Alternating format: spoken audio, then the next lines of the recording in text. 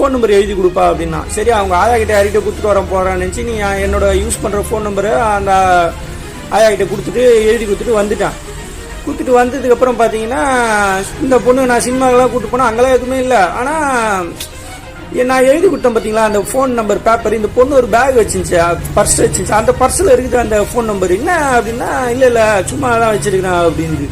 சரி அப்போ நான் பெருசாக எதுவும் எடுத்துக்கல, சரின்னு வந்துட்டேன். நாங்கள் வந்துட்டு மறுநாள் அன்றைக்கி ஃபுல்லாக போயிடுச்சு, செவ்வாய்க்கிழமை நினைக்கிறேன் அன்றைக்கி போயிடுச்சு. திருப்பி புதன்கிழமை காலையில் எங்கள் வீட்டுக்கு வந்தோம். சும்மா எங்கள் அம்மாவெல்லாம் பார்த்துட்டு போகலான்ட்டு எங்கள் வீட்டுக்கும் அவங்க வீட்டுக்கும் ரொம்பலாம் இல்லை, ஒரு 10-15 கிலோமீட்டர் தான். அதனால் திருப்பி எங்கள் வீட்டுக்கு வந்து பார்த்துட்டு மறுநாள் வியாழக்கிழமை நம்ம வீட்டுக்கு வந்துடுற மாதிரி பிளான். அதான் எங்கள் வீட்டுக்கே மொத்தமாக வர மாதிரி பிளானு. எங்கள் வீட்டில் காலையில் வந்துட்டு வரும்போது காலையில் சாப்பாடு செய்யறதுக்கு மதியானத்துக்கு தேவையானதெல்லாம் வாங்கிட்டு வந்தேன். இறாலாம் வாங்கிட்டு வந்தேன். அதை எங்கள் அக்கா வீட்டில் இருந்துட்டு அதனால் நானே எங்கள் அக்காலாம் இறாலாம் சுத்தம் பண்ணி ஊச்சின்னு பேசின்னு இருந்தேன். கல்யாணத்துக்கு வந்தவங்க போனதை பற்றிலாம் பேசின்னு இருந்தோம். இந்த பொண்ணு சும்மா உட்காந்து அப்படி பார்த்து இருந்தது. சரி நான் திருப்பி நான் நாளைக்கு வந்துடுறோமான்ட்டு எங்கள் வீட்டிலேருந்து கிளம்பி அந்த பொண்ணை பைக்கில் கூப்பிட்டு போனேன். போயிட்டு அவங்க வீட்டில் நைட்டு ஒரு 7:30-7:45 மணி அவங்க வீட்டுக்கு போயிட்டு 8:30 மணிக்கு சாப்பிடலான்னு உட்காரோம். இங்கேருந்து தான் என் ஒரு லைஃபோட டர்னிங் பாயிண்ட்டே ஆரம்பிச்சிடுங்க. என்ன பார்த்தீங்கன்னா கரெக்டாக ஒரு 7:45 8:30 ஆயிடுச்சு சாப்பிட்லான்னு உட்காந்தோம். அவங்க சித்தி இட்லி எடுத்துட்டு வச்சாங்க, சாப்பிட்டே இருந்தோம். இது வந்து நான் என் லைஃப்பில் நடந்ததுனால இது போர் அடிக்குதுன்ட்டு ஸ்கிப் பண்ணிடாதீங்க, இனிமேல் தான் மேட்ரே இருக்குது. அதனால் தயவு செஞ்சு கொஞ்சம் கேளுங்க. இது வந்து உஷாராக இருக்கணும். நீங்கள் பொண்ணு பார்க்க அதில் பையன் பார்க்குற அலைன்ஸ் அதுக்காக தான் நான் சொல்கிறேன். கரெக்டாக அவங்க இட்லிலாம் வச்சுருந்தாங்க, நாங்கள் சாப்பிட்டுருந்தோம். அப்போ பக்கத்து வீட்டிலேருந்து அந்த அக்கா வந்தாங்கங்க. அந்த அக்கா வந்து கொஞ்ச நேரத்துக்குலாம் பார்த்தீங்கன்னா அவங்க சித்தி, அந்த பொண்ணோட சித்தி என்ன பண்ணாங்கன்னா மிக்ஸி எடுத்துன்னு போயிட்டு காமிச்சு, நல்லா வச்சுக்கோங்க, மிக்ஸி எடுத்துன்னு போயிட்டு அந்த அக்கா கிட்ட காமிச்சு மிக்ஸி போட்டபோது ஒரு ஸ்மெல்லு வந்த மாதிரி இருந்தது. அதுக்கு வந்து அந்த ஸ்மெல்லு மிக்ஸிலேருந்து வந்துதா வெளியேருந்து வந்துதான்னு தெரியலன்னு தான் சொன்னாங்க. அவங்க சொன்ன அடுத்த செகண்டுக்கே இந்த பொண்ணு பார்த்தீங்கன்னா எவ்வளோ கேவலமாக ஒரு வார்த்தை, அந்த வார்த்தை இந்த யூடியூப்லலாம் சொல்லக்கூடாது, அந்த மாதிரி ஒரு கேவலமான வார்த்தையை அவங்க சித்தியை பார்த்து கேட்குது இந்த பொண்ணு. இதெல்லாம் ஏன் அவங்ககிட்ட சொல்கிற அப்படின்ச்சு. நான் உன்னே என்ன உங்கள் சித்தி உன்னை பார்த்துக்கிறதுக்கோசரம் அவங்க பொண்ணை விட்டுட்டு வந்திருக்காங்க, நீ என்ன அவங்கள இந்த மாதிரிலாம் பேசுகிறேன்னு சொல்லி பயங்கரமாக திட்டிட்டேன். அந்த பொண்ணை திட்டிட்டு நான் ரூமுக்குள்ளே போயிட்டு கம்முன்னு பத்துக்கினேன். கொஞ்ச நேரம் கழிச்சு இந்த பொண்ணு வந்து சாரி நான் தெரியாமல் பேசிட்டேன், அந்த பொண்ணு சித்தி அப்படிதான் இப்படின்னு சொல்லி நின்றுச்சு. சரி நானும் அந்த பொண்ணு கொஞ்சம் அட்வைஸ் பண்ணேன் இந்த மாதிரி. அதுவும் இதுக்கு நடுவில் பார்த்தீங்கன்னா அது பொண்ணுக்கிட்டேருந்து நிறைய ஒரு மாதிரி பேர்ட்ஸ்லாம் நிறைய வந்துட்டு இருந்துச்சு. அது பெருசாக எடுத்துக்கல. சரி அவங்க வீட்டில் பொண்ணு சுந்தரமாக இருப்பாங்களா, அதனால் அந்த மாதிரி இருக்கு போல இருக்குன்னு நினச்சி நான் கம்முன்னு இருந்து அப்புறம் அந்த ரூம்குள்ளே வந்தோடனே அந்த பொண்ணு நான் அட்வைஸ் பண்ணுறேன், இந்த மாதிரிலாம் பண்ணாத, இந்த மாதிரிலாம் எங்கள் வீட்டில் பண்ணனா எங்கள் அம்மா சும்மா இருக்க மாட்டாங்க, அப்போ தேவையில்லாமல் பிரச்சனை இல்லாண்டா வரும் அப்படின்னு சொல்லிகிட்டே இருக்கேன். ஆனால் அந்த பொண்ணு பார்த்து எதுக்கு நம்ம சந்தோஷமாக இருக்கிறதெல்லாம் உங்கள் அக்கா கிட்ட பேசுகிறீங்க அப்படின்னு கேட்குது. எனக்கு ஒரு மாதிரி ஆயிடுச்சு, என்ன இதை மாதிரிலாம் கேட்குறேன், இதை போய் யாருன்னா கூட போகிறவங்க கிட்டலாம் போய் சொல்லுவாங்களா அப்படின்னு நான் கேட்டேன். ஏன்னா சந்தோஷமாக இருக்கிறதுக்கு தான் முயற்சி பண்ணுது, வா சந்தோஷமாக இருக்கலான்னு நான் சொல்கிறேன். நான் என்ன இவ்வளோ சீரியஸாக சொல்லிட்டு இருக்கேன், நீங்கள் அதுலேயே துணியாக இருக்கிறீ என்ன அப்படின்னா அப்பயும் அது பெருசாக எடுத்துக்கல. சரி அப்பயும் நான் சொன்னேன், சரி நாளைக்கு எங்கள் வீட்டுக்கு நான் நம்ம போயிட போகிறோம், நீ இவ்வளோ நாள் உங்கள் ஆயா கூட தூங்கியிருப்ப, அதனால் போய் உங்கள் ஆயா கூட என்ன போய் பட்டுக்கோ, நான் வேணா நீ தனியாக பட்டுக்கிறேன், எனக்கு கூட கஷ்டம்லாம் இல்லை. அதே மாதிரி உங்கள் ஆயாவை என்னைக்குன்னா பார்க்கணுன்னா சொல்லி நான் கூப்பிட்டு போய் காட்டுறவங்கள. அதே மாதிரி உங்கள் ஆயா கூட இருக்கணும்னா ஒரு 5 நாள் 10 நாள் இருக்கணும்னால ஆனால் என்னால் இருக்க முடியாது.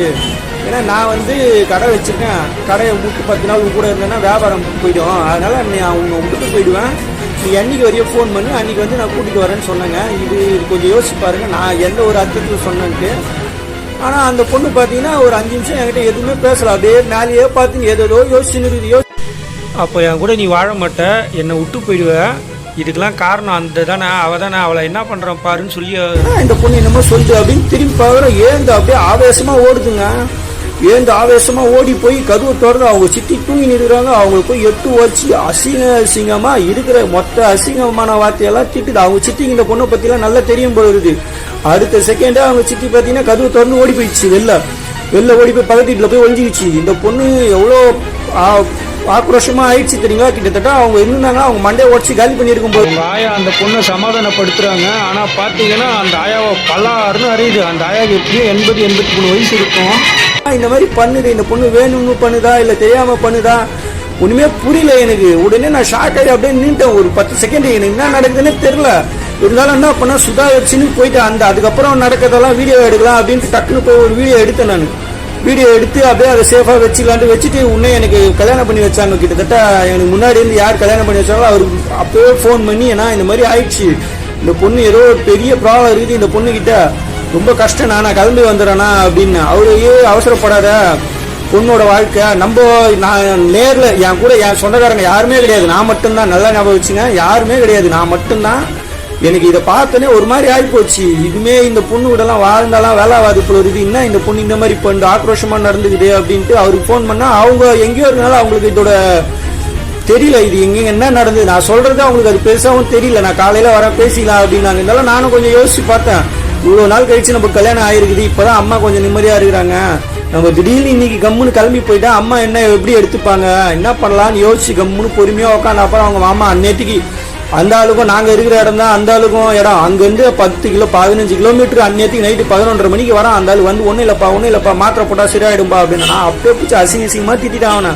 ஏடா மாத்திரைப்பா அன்றைக்கே கேட்டேன்லடா நான் உன்னை அப்படி இப்படின்னு வாய்க்கு வந்தபடி பேசிட்டேன். இல்லைப்பா ஒன்றும் இல்லைப்பா மாத்திரை மட்டும் நிற்காம வேணாம்ப்பா பார்த்துக்கலாம்ப்பா அப்படி இப்படின்னு சமாளிச்சு கம்முன்னு அன்றைக்கி நைட்டு போயிடுச்சு. அப்புறம் மறுநாள் காலையில் எனக்கு கல்யாணம் பண்ணி வச்ச முன்னாடி இந்த பண்ணி வச்சுட்டு வந்தார். அவர்கிட்ட சொன்னேன், அவர் இல்லைடா அவசரப்பட வேணாம் பார்க்கலாம் நம்ம, ஏன்னா இது லைஃப் மேட்ரு, நம்ம எடுத்தோம் கவுத்தோன்னு முடியும். நான் எவ்வளோ சொல்லி பார்த்தா அவர் புரிஞ்சுக்கல. சரி இருந்தாலும் எங்கள் அம்மா நிலமையே கொஞ்சம் யோசிச்சு பார்த்துட்டு கண்டிஷனாக சொல்லிட்டு வந்துட்டுலாம் கூப்பிட்டு வந்தேன். எங்களுக்கு எதனா ஆச்சுன்னா அவங்க சும்மா விட மாட்டேன், அதே மாதிரி அந்த பொண்ணு எதனா பண்ணிக்கிச்சுனாலும் நான் பொறுப்பு கிடையாது, அதே மாதிரி இந்த மாதிரி குழந்தை விஷயத்துலலாம் அவ்வளோ சீக்கிரத்தில் ஈடுபாடு படமாட்டேன் அப்படின்னு சொல்லி தான் அதுக்கப்புறமா அந்த பொண்ணை நான் எங்கள் வீட்டுக்கே கூட்டின்னு வந்தேன். என்ன முடிவு பண்ணி கூப்பிட்டு வந்தேன்னா, மாத்திரை நிறுத்தினாதான் இந்த பொண்ணுக்கு இந்த மாதிரி ஆயுதம் போல இருக்குது, அதனால மாத்திரை நிறுத்தாமல் இந்த பொண்ணுக்கு மாத்திரை கொடுத்துட்டு அதுக்கப்புறம் நம்ம கொஞ்சம் கொஞ்சமாக இந்த பொண்ணை எதனா சரி பண்ண ட்ரை பண்ணலாம் அப்படின்னு நினச்சிக்கின்னு நான் எங்கள் வீட்டுக்கு கூட்டிகிட்டு வந்தேன். கூட்டிகிட்டு வந்தோடனே எல்லாம் செட் ஆகிடுவாங்க நம்ம சொல்ல முடியாது இல்லைங்களா. அதனால் புது இடம், அதனால் சில பேர் உடனே செட் ஆகிடுவாங்க, சில பேர் கொஞ்சம் நாள் ஆகும். அதனால சரி நம்ம பார்க்கலாம். ஆனால் இந்த விஷயத்த வந்து எங்கள் வீட்டுக்கு சம்மந்தப்பட்ட ஆள் யாருக்கிட்டுமே சொல்ல, எனக்கு நம்ம முன்னாடி கல்யாணம் பண்ணி வச்சார் அவருக்கு அவங்க ஒய்ஃபுக்கு 3 பேருக்கு மட்டும்தான் தெரியும் இது நடந்தது. அதனால நான் யாருக்கும் சொல்லி பயமுத்த வேண்டாம், நம்ம முடிஞ்ச அளவுக்கு கொஞ்சம் கண்ட்ரோலாகவே பார்த்துக்கலாம் அப்படின்ட்டு நாங்கள் அப்போ எனக்கும் கடை பக்கத்தில் தான், வீட்டுக்கு பக்கத்தில் தான். அதனால் மத்தியானம் சாப்பாட்டுக்கு வீட்டுக்கு வந்துடுவேன். அதனால் ரொம்பலாம் இருக்காது, ரிஸ்க் எடுக்குவேன், பெருசாக இருக்காது, பார்த்துக்கலாம் அப்படின்ட்டு டெய்லியும் நான் காலைல கிளம்பி வரும்போதே அந்த பொண்ணுக்கு மாத்திரை கொடுக்குறது, அதேமாரி எல்லாம் பண்ணுறது, இதே பண்ணிகிட்டே வந்தேன் ரெகுலராக. ஒரு வாரம் பார்த்தேன், எங்கள் அம்மா ஒரு வாரம் பெருசாக எடுத்துக்கல. சரி ஒரு வாரம் நான் உண்மையிலே சொல்லணும், நான் தாங்க எங்கள் வீட்டில் எல்லா வேலையுமே செய்வேன், சமைக்கிறது எல்லாமே எங்கள் அம்மாவும் செய்வாங்க. அவங்களால முடியலன்ட்டாங்கன்னா நான் தான் எல்லா வேலையும் செய்வேன். துணி துவைக்கிறது, காலைல காப்பி வைக்கிறது, காலைல தண்ணி வந்தால் பிடிச்சி வைக்கிறது, இவ்வளோ வேலை நான் பண்ணிட்டு இருப்பேன். சரி இந்த பொண்ணும் மாத்திரை போட்டுக்கிறதுனால ஏஞ்சிக்கிறதே பார்த்தீங்கன்னா 7:30, 8, 9, 9:30 இந்த மாதிரி டைம் தான் ஏந்துக்கும். நாங்களும் சரி பெருசாக எடுத்துக்கல, சரி மாத்திரை போட்டுக்குது அதனால இது ஏஞ்சிக்கிட்டோம், அதுக்குள்ள நம்ம எப்போ வழக்கமாக செய்கிற வேலை காணன்ட்டு நானும் எதுவும் பெருசாக எடுத்துக்கல. நான் எல்லாம் டிஃபன் கிஃபன்லாம் செஞ்சு வைப்பேன், அந்த பொண்ணு ஏந்துக்கும். ஏந்தா பார்த்தீங்கன்னா அப்போ நம்ம போய் சொல்லணும் அந்த பொண்ணிகிட்ட பல்லு வலகு. அப்போ தான் போயிட்டு பல்லு கூட பார்த்தீங்கன்னா ஒரு 5 செகண்ட் 10 செகண்ட் தான் பல்லு வலகுது. வந்துட்டு அப்படியே காப்பி குடிக்கிறது. அப்போ காப்பி கூட நான் ஒரு 2 3 நாள் என்ன பண்ணேன், அந்த பொண்ணு ஒரு வாரம் கூட சூடு பண்ணி கொடுத்தேன். சரி நாங்கள் காலைல 6 மணிக்கெல்லாம் குடிச்சிடுவோம், இந்த பொண்ணு 8 மணிக்கு தான் ஏந்துக்குது, காப்பி ஆறி போயிடுதுன்றதால காப்பி சூடு பண்ணி கூட அந்த பொண்ணுக்கு நான் கொடுத்துருந்தேன். அதுக்கப்புறம் ஒரு வாரத்துக்கு கழிச்சு நான் சொல்லிட்டேன் அந்த பொண்ணிட்ட, நீ காலைல சீக்கிரமாக ஏஞ்சாதான் உனக்கு காப்பி சூடாக கிடைக்கும், இல்லைன்னா அது எப்படி இருக்கோ அப்படிதான் குடிக்கணும் அப்படின்ட்டான். சரி அப்போவாச்சும் அந்த பொண்ணு சீக்கிரமாக ஏந்துக்குதான் பார்த்தா அதுவும் இல்லை. அது எத்தனை மணிக்கு ஏந்துக்குதோ அந்த காப்பி எப்படி இருக்குதோ அப்படியே தான் குடிக்கும். அதுவும் டெய்லியும் நம்ம இது ரொட்டேட்டாக சொல்லிகிட்டே இருக்கணும் அந்த பொண்ணிட்ட பல்லு வலகு டெய்லியும் இருந்துகிட்டே தான் இருந்தேன். ஒரு நாள் சனிக்கிழமை நைட்டு சும்மா விளையாட்டா நான் என்ன பண்ணேன், மறுநாள் காலையில் ஞாயிற்றுக்கிழமை நீ சீக்கிரமாக ஏந்துச்சுன்னா நீ என்ன சாப்பிட கேட்குறியோ அதை நான் செஞ்சு தரேன், இல்லை இதே மாதிரி தான் நீ லேட்டாக தான் ஏந்துச்சுட்ட அப்படின்னா உனக்கு சாப்பாடு கிடையாது அப்படின்னு சொன்னேன். நம்ப மாட்டீங்க, காலையில் பார்த்தா 6 மணிக்கெலாம் ஏஞ்சி உட்காந்துட்டு இருக்குங்க. அது சாப்பாடு கிடையாதுன்னு சொன்னதுனால ஏந்திக்கிச்சா, இல்லை பிடிச்சதை செஞ்சு தரேன்னு சொன்னாங்கன்னா ஏஞ்சிக்கிச்சா அப்படின்னு ஏஞ்சி உட்காந்துக்கிச்சு. சரி ஏஞ்சிக்கிச்சேன்ட்டு சரி கோலம் போட தெரியுமான்னு கேட்டேன். கோலம் போட தெரியுச்சு. சரி வா அப்படின்னு கோலம் மாவெல்லாம் எடுத்துட்டு கொடுத்தேன்.